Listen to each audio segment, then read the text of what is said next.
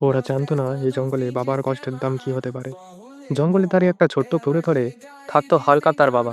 হাল্কের শরীর পাহাড়ের মতো শক্ত, কিন্তু তার বাবার শরীরটা দিন দিন ভেঙে যাচ্ছিল। বাবার কাঠ কাটতে চাইতো না, শরীর সইতো না, কিন্তু অবৈধ কাঠ ব্যবসায়ীদের চাপে তাকে জঙ্গলে যেতে হতো। একদিন করে হাল্ক দূর থেকে দেখলো তার বাবা কাপা হাতে ভারী কাঠ টানছে। হঠাৎ পা হড়কে সে মাটিতে পড়ে গেল। চারিদিকে মানুষ ছিল, কিন্তু কেউ এগিয়ে এলো না। এই মুহূর্তটাই সব বদলে দিল। সেই রাতে হাল্ক বাবার পাশে বসে বলল, বাবা, কাল থেকে আর জঙ্গলে যাবে না, এবার সব দায়িত্ব আমার। পরদিন ভোর হতেই হাল্ক জঙ্গলের ভেতরে ঢুকে পড়ল। যেখানে অবৈধভাবে কাঠ কাটা হচ্ছিল, সেখানেই সে দাঁড়ালো শক্ত পাহাড়ের মতো। শান্ত কিন্তু শক্ত গলায় হাল্ক বলল, এই জঙ্গল আমার বাবার ঘাম আর রক্তে বাঁচে, এখানে আর অন্যায় চলবে না। ওরা শোনেনি, মেশিন চালু করার চেষ্টা করলো। তখন হাল্ক আর চুপ থাকলো না, তার গর্জনে কেঁপে উঠলো পুরো জঙ্গল। এক এক করে সব মেশিন থেমে গেল। খবর ছড়িয়ে পড়লো চারিদিকে, গ্রামবাসীরা জড়ো হলো। এবার হাল্ক একা ছিল না।